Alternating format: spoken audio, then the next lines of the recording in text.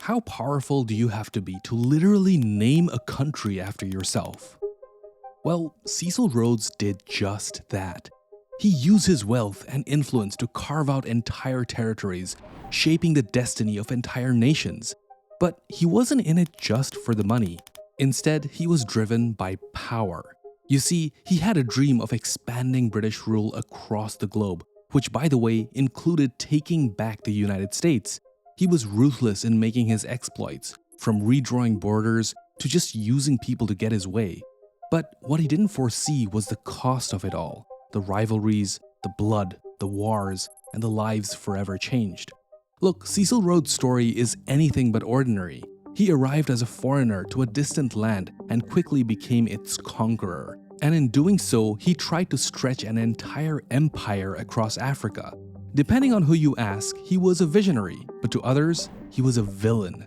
He believed in imperialism and pushed for control in ways that left a lasting mark on history. We need to investigate how Rhodes rose to power, the choices he made, and the legacy that still sparks debate today. But how does someone with relatively humble beginnings rise to become a legend whose influence still exists today? How Cecil Rhodes grew up and the early influences in his life gives us a glimpse into his outlook on life and his mindset. You see, Cecil Rhodes was born on July 5, 1853. He grew up as the son of a vicar in Bishop Stratford in the heart of the countryside. His childhood was like that of any other well-off country boy. He would plant trees, help out in the farms, and live a comfortable life. But Cecil's path was anything but conventional, unlike his brothers. One of his brothers went to Eton and the other went to Winchester, both elite schools, and all three of them joined the army. But here's the thing, Cecil had weak lungs, and he couldn't handle the tough routines of elite schools or military life, so he stayed home and studied at the local grammar school. But deep down, he had other dreams. He wanted to be a lawyer, or maybe work as a priest just like his father. However, his fragile health crushed those ambitions. The career he dreamed of was suddenly out of reach. But fate clearly had other plans for Cecil Rhodes. Cecil left his life behind and boarded a ship to South Africa in 1850. It was here that his destiny awaited. Initially, he imagined helping his brother Herbert, who was already staking a claim in a cotton farm. But things had changed. By the time Cecil arrived, Herbert had moved on. He was off to the diamond fields in Griqualand West. Herbert eventually returned, but now the dream of cotton farming began to crumble. The brothers tried for one more year, refusing to give up, but the lure of diamonds was just too strong to ignore. In 1871, they both found themselves in Kimberley. This was at the heart of South Africa's diamond rush. Life there was brutal, harder than anything Cecil had ever known. But while the others mined for diamonds, Cecil mined for knowledge. He spent his spare time reading Aristotle, Marcus Aurelius, the decline and fall of the Roman Empire. I mean, serious stuff about power, empires, and how history shapes the future. Now, these books taught Rhodes how leaders rose, how empires expanded, and why they crumbled. Look, this wasn't exactly the typical reading material of a miner, but they shaped how he saw the world and his place in it. Even though his mind was absorbed by history's grand ideas, his heart remained divided between the intellectual life back home and the promise of the fortune in Africa. So Rhodes was a man torn between two worlds. That's why at the age of 20 years old, Cecil Rhodes went back to England to start his studies at Oxford. But something always called him back to the diamond fields. In his mind, Kimberley offered more than just riches. It was a place that beckoned with power, ambition, and a vision of empire. Just after one term, he couldn't stay away from Kimberley anymore. He packed up and headed back to the diamond mines. This went back and forth for a few years because for the next 8 years, Cecil Rhodes lived a double life. Part of him was in the rough diamond mines of Kimberley, and the other part of him was in the quiet halls of Oxford. Now, neither world really understood him. At Oxford, he tried to fit in, but his unusual manners and his endless monologues made him stand out. His strange background and almost mystical take on imperialism intrigued the younger students. Like some kind of prophet, he would preach to them of a grand vision of a vast empire. I mean, even for that time, he was really strongly imperialistic. And that's when his true beliefs began to emerge.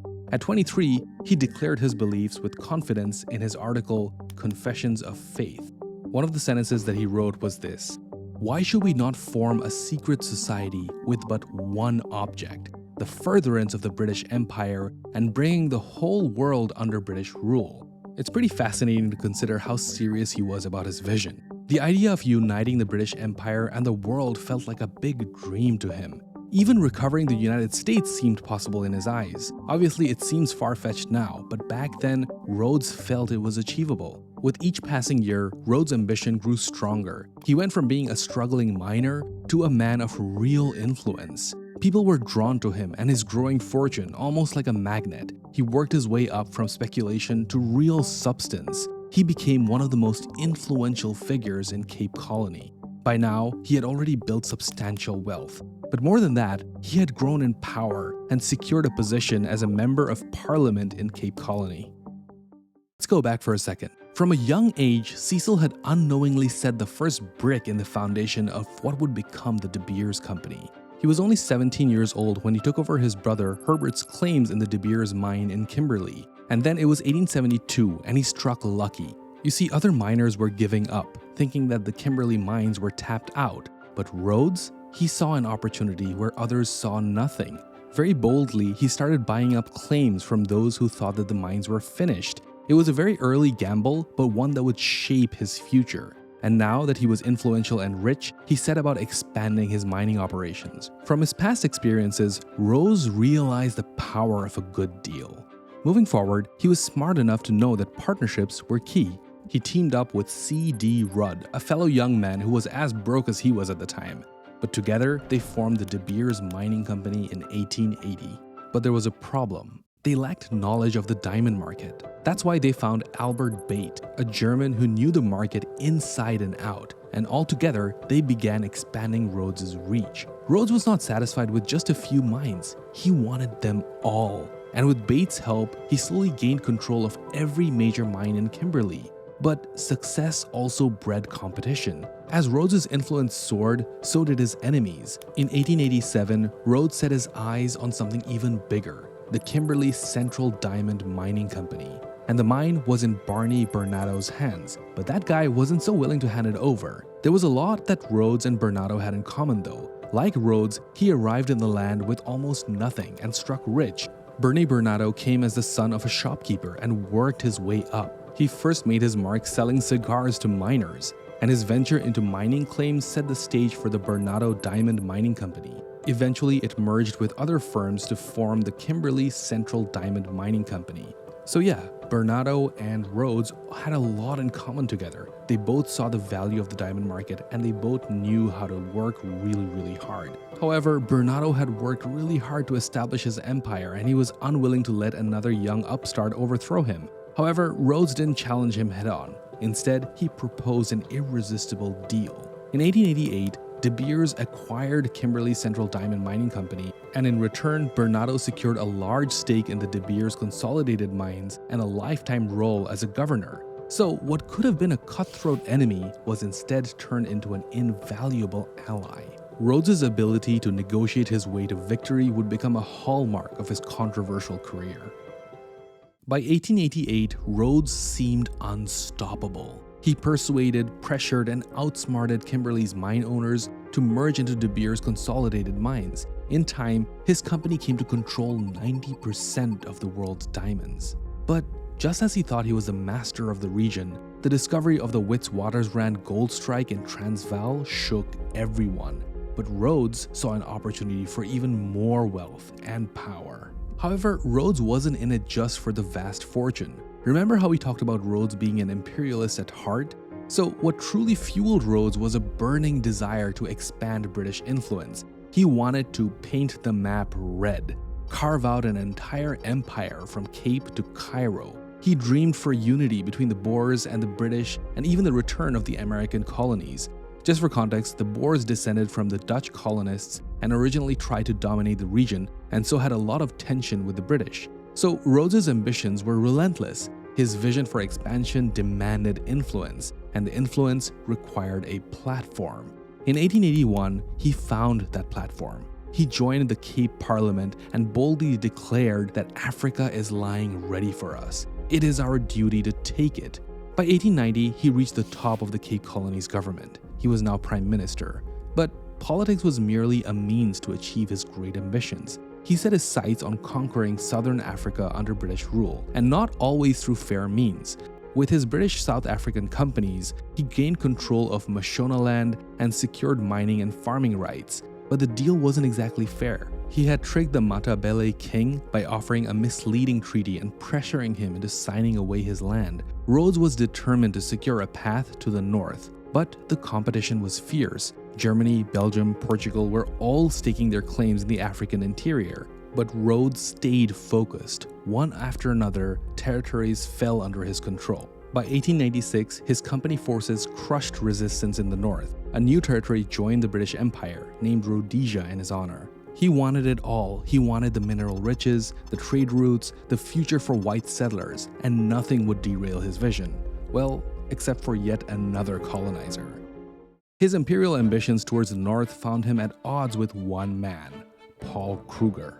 While Rhodes dreamed of a vast British empire, Kruger stood in his way as the voice of the Boer independence, a movement by the Dutch settlers as I mentioned earlier. These settlers established self-governing republics in southern Africa, resisting British control, so you can see why he was at odds with Cecil Rhodes. The two men could not have been more different. Rhodes was a businessman turned imperialist, whereas Kruger was a farmer turned statesman, and their visions for southern Africa clashed at every turn. Kruger was already proven in his strength. After the British annexed the Transvaal in 1877, he became the face of the resistance. With sharp diplomacy and determination, he won back the Boer independence after the First Boer War. In 1883, he was the president of the Transvaal Republic. Now, as I mentioned earlier, Cecil Rhodes had one clear goal: to turn all of South Africa red on the British map. But yet, the Boer Republic of Transvaal stood firmly in his way, and this frustrated him greatly.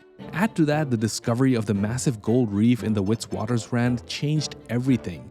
Transvaal's fortune skyrocketed, and with it grew its power. Rhodes was now faced with a rival he could no longer ignore. In February 1885, Rhodes organized a meeting with Kruger. The conference took place in the Vaal River, and both men were determined, stubborn, and carried plans to dominate Africa. They even quoted scripture to back their arguments, but neither was willing to budge. The meeting ended with no agreement. For Rhodes, patience was running out. You see, his health was failing, and he knew that time was not on his side. When he learned how vast the Transvaal gold reserves were, something had shifted in him. He felt a desperate urgency, a need to act before it was too late. Rhodes had reached the peak of his success. However, the dream of uniting southern Africa remained just out of reach, and he grew impatient. His frustration was visible. Paul Kruger remained a thorn in a dream that he was so close to achieving. By 1895, he had set his sights on eliminating this last obstacle. Rhodes tried to take control with one bold move. He wanted to send the Rhodesian and the Bechuanaland police to Transvaal to support an uprising in Johannesburg. This became known as the Jameson Raid. But it failed spectacularly. The raiders were caught even before they could act, and the plan fell apart, and Rhodes's involvement came to light. It was a blunder that led him to retire from public life. Rhodes's plan fell apart. Jameson and his men were arrested, and Kruger's control over Transvaal became even stronger, and the rift between the British and the Dutch settlers got even worse. The plan backfired in so many ways. The Jameson Raid was meant to help the English community in Johannesburg and speed up the creation of the South African Federation. Rhodes thought that this would unite the colonies, but instead things just went horribly wrong. Instead of bringing peace, it deepened the rift. Tensions soared. And just 4 years later, those tensions ignited the Anglo-Boer War. The raid that Cecil Rhodes had planned set the stage for a conflict that he never intended. With all their power and wealth, the British were caught off guard. They entered into a war believing victory was a given, but the reality proved much more brutal. On the battlefield, they faced defeat after defeat. And this was not even the hardest part. The real sting came when the civilized reputation that they built up for centuries began to crumble. The British forces were brutal in their response. They destroyed everything, and it was a scorched earth policy that left people with nothing. Women, children, and elderly were rounded up and forced into concentration camps, where conditions were unbearable, diseases spread quickly, and there was no food or medicine, just death. Around 30,000 Boer women and children died from hunger and disease. But the tragedy didn't stop there. Around 20,000 indigenous Africans perished as well, forgotten in the chaos of the war. The pain of those lives lost still linger today. The British may have thought that they were in control, but it came at an unbearable cost. Rhodes thought that the spread of the British power would benefit everyone. He truly believed it. But the Boer War shattered that dream. The bloodshed and the cruelty had torn apart his vision, and the British were no longer that noble empire that he imagined. This blunder haunted him. He couldn't shake it. The man who was once at the height of his power was now a broken figure, and as time went on, the weight of his failures grew heavier. Finally, at only 48 years old, Rhodes passed away. His life had been full of ambition, power, and a lot of horrible mistakes. He died in a seaside cottage in Muizenberg, surrounded by friends who had witnessed his rise and fall. Looking back at his life, Cecil Rhodes was a complex character. He believed that imperialism was good for everyone. He shaped the economies of entire countries, but his vision of imperialism was not driven by greed, but by conviction. By the time he expanded the British Empire, he had already amassed immense wealth from South Africa's diamonds and gold fields.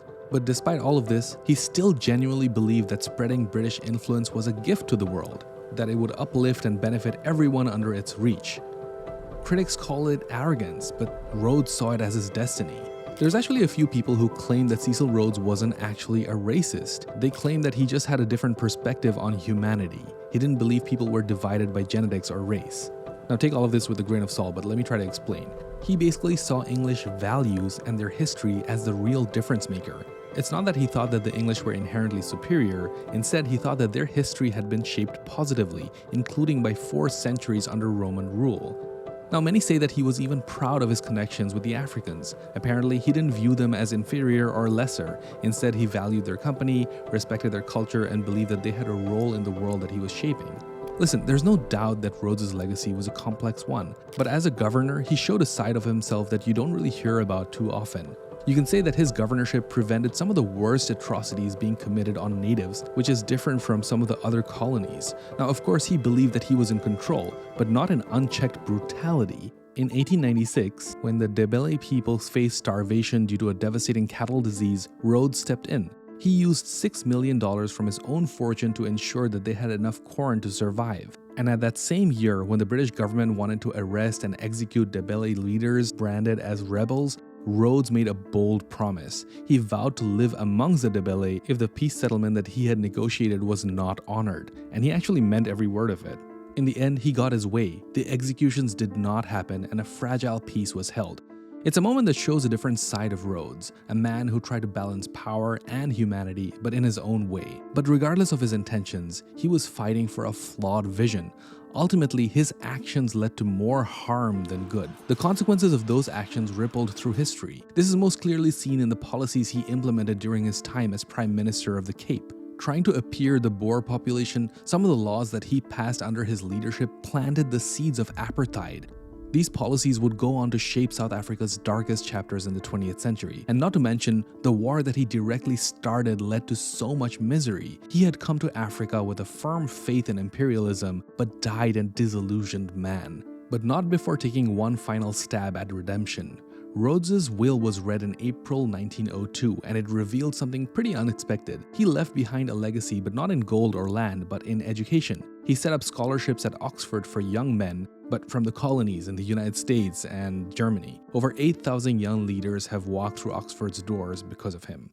So that's Cecil Rhodes, a man whose ambitions shaped the history of many nations. His legacy is a mix of imperialism and wealth, and some of his controversial actions have had lasting impacts that shaped modern Africa. Whether it's tricking kings, crushing resistance, or failing spectacularly in the Jameson Raid, Rhodes was a man of extremes.